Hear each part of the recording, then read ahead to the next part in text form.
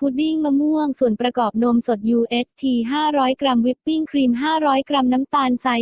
1,150 กรัมเจลาตินผง25 กรัมน้ำร้อน50 กรัมสีผสมอาหารสีเหลืองไข่เศษ1/8 กรัมเนื้อมะม่วงสุก1,300 กรัมน้ำตาลทราย